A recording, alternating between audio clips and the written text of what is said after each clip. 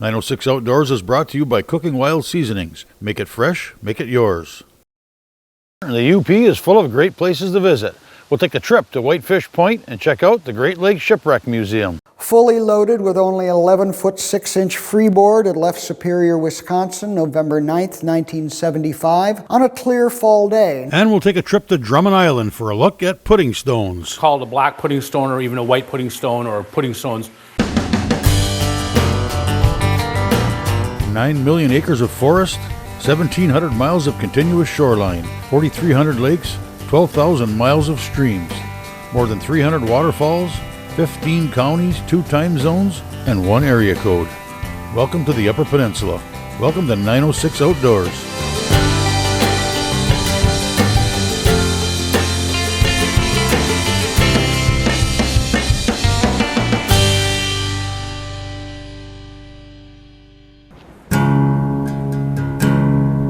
When we last had contact with him, the mate had talked to him at about 10 minutes after 7, 1910, and he said he was going along fine and no problems.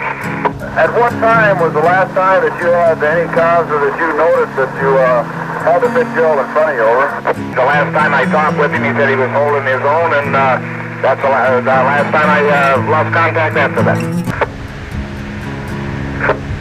It looks from the information that we have that it's fairly certain that the Fitzgerald went down, and we're talking now about a matter of life and death and looking for survivors that might be in life rafts or in the water, and we can only ask the masters to do the best without hazarding their vessel.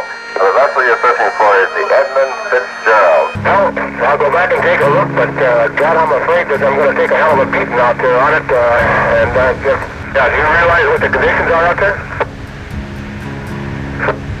Hello, Superdome, do you realize what the conditions are out there, don't you? Ships have sailed the Great Lakes since the 17th century. Thousands have disappeared, many never to be found. The exact number of shipwrecks is unknown. The Great Lakes Shipwreck Museum estimates 6,000 ships and 30,000 lives lost. Other estimates dictate as many as 25,000 ships have disappeared on these sometimes treacherous waters. In the period between 1816, when the Invincible was lost, to the sinking of the Fitzgerald in 1975, the Whitefish Point area alone has claimed at least 240 ships. Whitefish Point is located at the extreme southeastern end of Lake Superior. It is a critical turning point for all vessel traffic entering and leaving this largest of all the Great Lakes. In 1849, Congress established a lighthouse here, and the life-saving beacon has illuminated these dangerous waters ever since. Whitefish Point is now home to not only the lighthouse, but also the Great Lakes Shipwreck Museum. Now, the Great Lakes Shipwreck Historic Society was founded back in the late 1970s by concerned divers, teachers, educators, concerned that the maritime heritage of the shipwreck coast was being lost. Lost to time, disintegration over the years, the water, as well as, unfortunately, divers who are now frequenting the area with the development of equipment that most people can learn to use, getting scuba licenses to dive deeper and deeper. There was concern that some of the wrecks would start being picked over, and so by actually participating with the Michigan Department of Transportation and other authorities, the Great Lakes Shipwreck Historic Society divers did document and research and really perfect the occupation of deep water archaeology in order to make sure that these shipwrecks would be measured, would be cataloged, would be described, and placed on the historic registry. Through the activities of the Society, dives that have been made over the last several decades, there's approximately 350 square miles of Lake Superior around Whitefish Point that is protected. And all the shipwrecks now are property of the state of Michigan and will be watched and preserved for future generations. As the divers' motto now is, take only pictures, leave only bubbles. And indeed, this is a display of one of the first shipwrecks that was investigated by the divers, the Independence, the ship that was portaged around through Sault Ste. Marie. These are some of the actual timbers from the keel and the hull section, which are still on the bottom of Lake Superior and Whitefish Bay.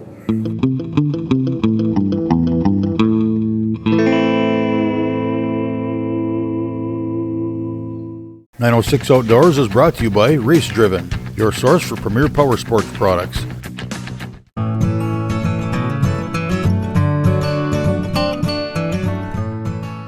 What we have here at the Whitefish Point Shipwreck Museum is a history of shipwrecks as they have occurred during the modern era, from the time of the French traders right through the British fur companies, and following the shipwreck history right up until the modern era, focusing of course on the wreck of the Edmund Fitzgerald, the last major shipwreck in 1975.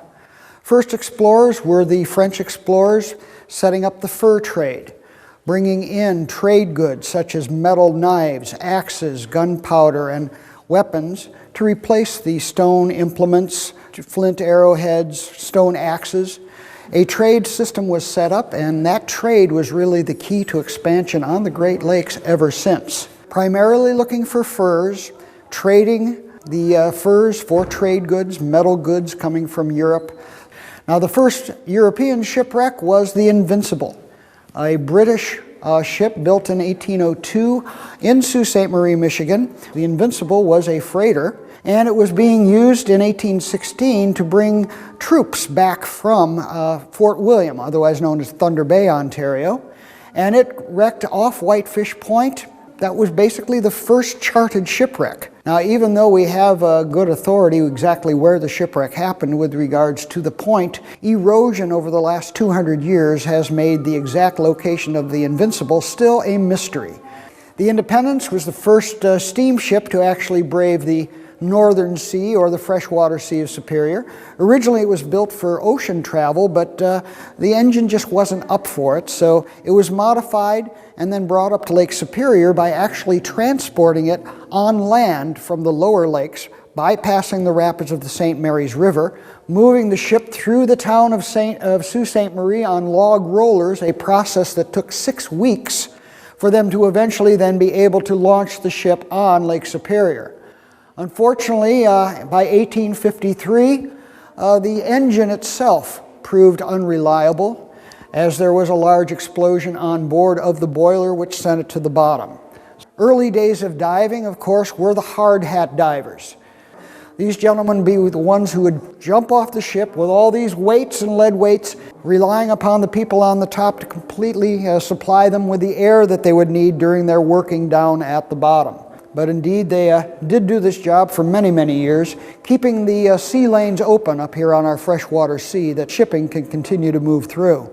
With the deep water of Lake Superior, the extreme cold, and the lack of oxygen at the bottom, many items which are on these shipwrecks have been amazingly preserved over the many decades.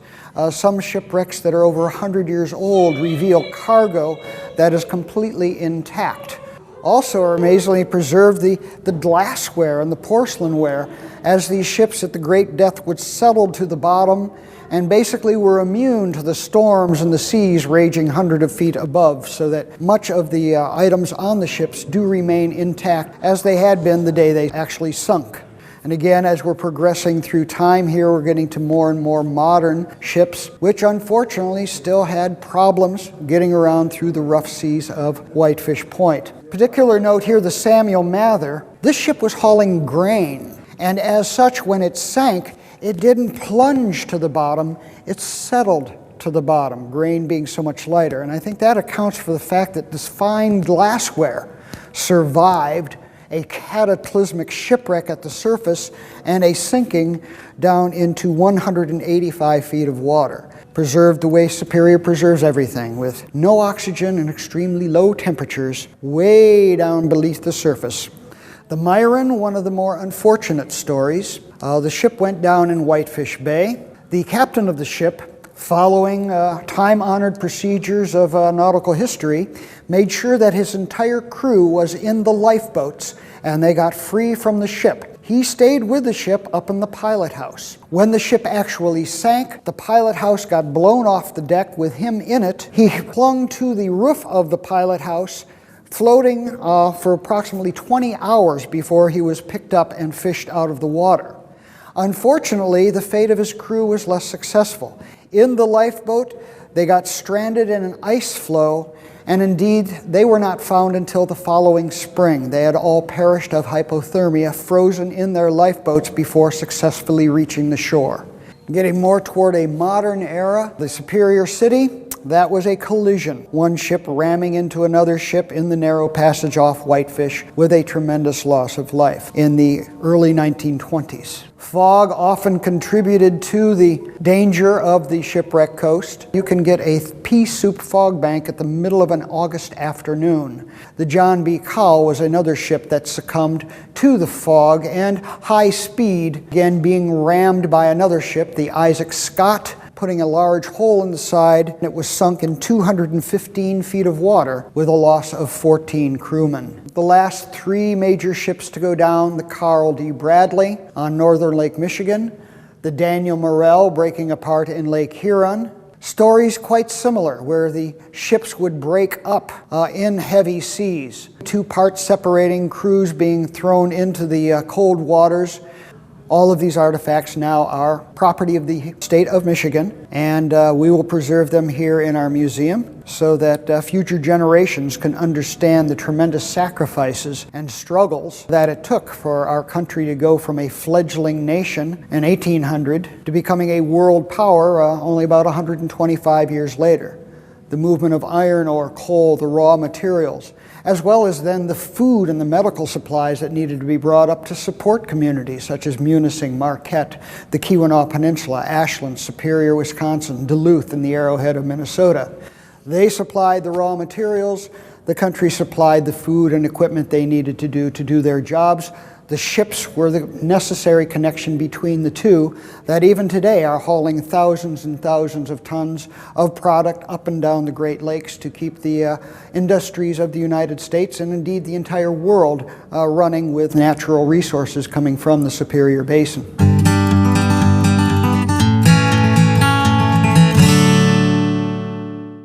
Today's show is brought to you in part by Rapid River Knife Works, home of Michigan's largest custom knife factory showroom. And we saw a life jacket, but they can't hold them long enough to maneuver to get up to where we're trying to pick something up, which I'm trying to do right now. But we're right in the area where we spotted all the debris. We're right in the area because we picked up several pieces of orange-type wood, looks like out of a lifeboat, and that definitely was a life jacket. Let's see if I can get a name. Most famous shipwreck of recent time, the Edmund Fitzgerald. Built in 1958, the largest ship on the lakes at 729 feet, capable of carrying up to 29,000 tons of iron ore pellets, fully loaded with only 11-foot 6-inch freeboard. It left Superior, Wisconsin, November 9th, 1975, on a clear fall day, not knowing that storms in northern Manitoba of Canada and Oklahoma would collide over Marquette, Michigan, when the Edmund Fitzgerald and its partner, the Arthur Anderson, were making their way across Lake Superior. There is some controversy. Again, the real reasons why it sank are not completely known.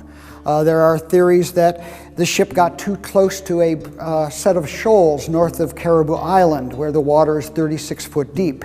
In 30-foot seas, the possibility of bottoming once or twice, damaging the ballast tanks and the outer skin of the ship is definitely a possibility. For whatever reason, however, they were taking water throughout the afternoon of November 10th, eventually succumbing to a loss of buoyancy and the very, very heavy seas trailing from behind, eventually driving the bow of the ship underwater into a nosedive, plunging 535 feet to the bottom of Lake Superior, where it then broke in half and where it remains today. The Great Lakes Shipwreck Historic Society was able to conduct exploratory missions to the Edmund Fitzgerald, culminating in July of 1995 with the retrieval from the bell, from the pilot house of the Edmund Fitzgerald. The family wished to have that on display here at our museum as a lasting memorial. Indeed, every November 10th, we have a memorial ceremony here at the museum when the bell is taken out and rung 29 times for each crewman on the Edmund Fitzgerald, once for all the seamen lost on the Great Lakes. A replacement bell was sent down, inscribed with the names of all of the crewmen from the Edmund Fitzgerald. And now that is in place on the pilot house, and the wreck is considered to be a tomb sacred to the memory of the 29 crewmen.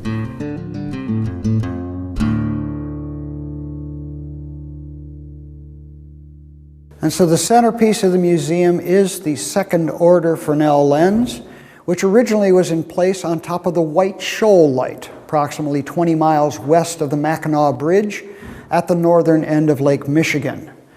The 3,500-pound lamp is made of 344 separate prisms, powered with kerosene lanterns and a clockwork mechanism that would rotate that lens once every 15 seconds that would warn ships off with a light beam that could be seen 28 miles away.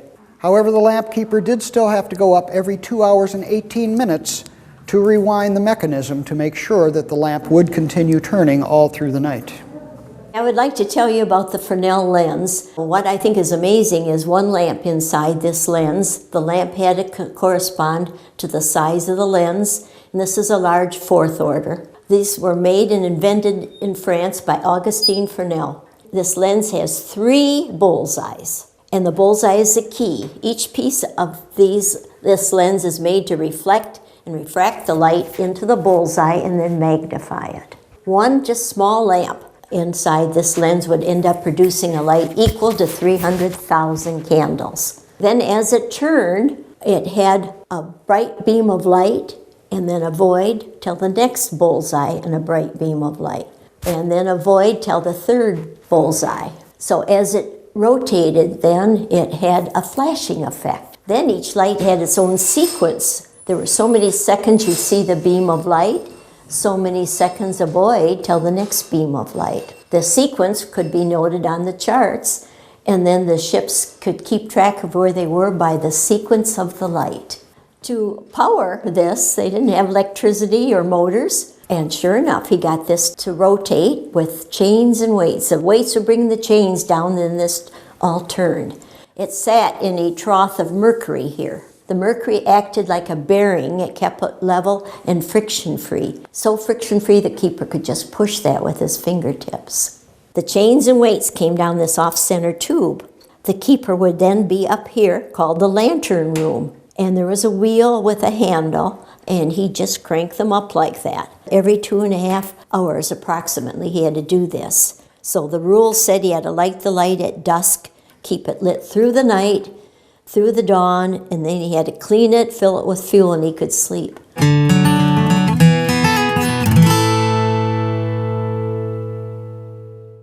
906 Outdoors is brought to you in part by Blades Bait and Tackle, your hard water connection to Little Beatty Knock.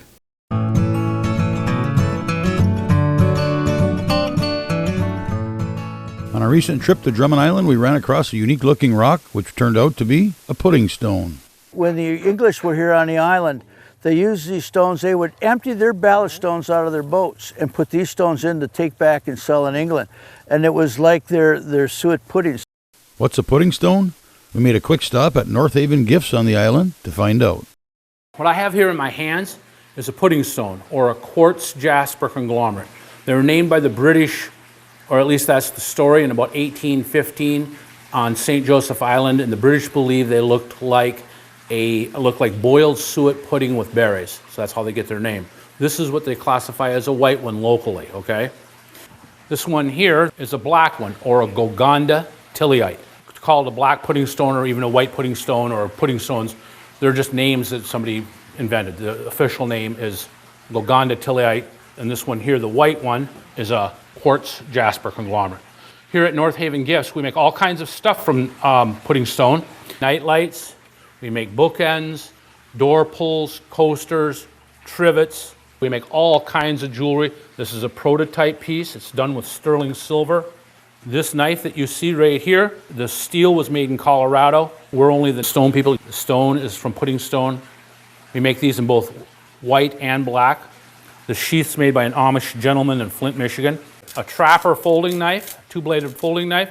We make 5 different kinds of folding knives. We make 6 different kinds of hunting knives, fixed blades. We make crosses, we make hearts. This is one of the things that my wife does that is kind of unique. See how the bale is finished here? See how the rock is interlaid? This is a prototype piece she just made. Pudding stones and Golgonda tillites were made in the time of the glaciers, okay? And exactly when they were made, how many millions of years ago, I'm not sure. But geologists tell me, and I've had many of them here, that a Gogondatillite is about 1 million years older than a quartz jasper conglomerate or white pudding stone, and it's about 12 times more rare. So the Gogondat, most people don't realize the difference, but this is actually a more rare rock. Inside of a quartz jasper conglomerate, of course the quartz, these white areas are quartz. These red areas are jasper, and they're a level 7 hardness, making this rock extremely hard to cut. I mean, like a Petoskey stone is like a level 2.5, just to give you an idea. Granite's like level 4. So this is a very hard rock. Also, these dark areas, some geologists tell me they're chert, okay? And chert is what the Native Americans used to make arrowheads, spearheads, axe handles, all that kind of stuff in this part of the world. The Ojibwe and the Creek used it. Now, normally, chert is found on its own in bigger pieces. Also in conglomerates, you can find silver, gold, diamonds, copper, granite, other things. When the glaciers were formed, whatever area they rolled through, whatever riverbeds they picked up from to form this is what ended up in them. Pudding stones have a quite large range. According to the Canadian government, they're more in tune to this than we are. The range is about 150 miles wide. It extends to about 40 miles north of us, and you can find pudding stones clear to like Cadillac, Michigan. Most of them, when you get beyond Sheboygan, Charlevoix area, go down into the earth, and they're found in farmers' fields where the earth slowly rises them. Here on Drummond Island and in St. Joseph Island, if you can think of it as an epicenter to an earthquake, is where the most of them were. So we're, according to the Canadian government, Drummond and St. Joseph Island, which is our neighbor just to the north on the Canadian border, is where most of the pudding stone was found. Feel free to join us on Facebook or visit us at 906outdoors.com. Thanks for watching, and we invite you to join us next week for another adventure right here on 906 Outdoors.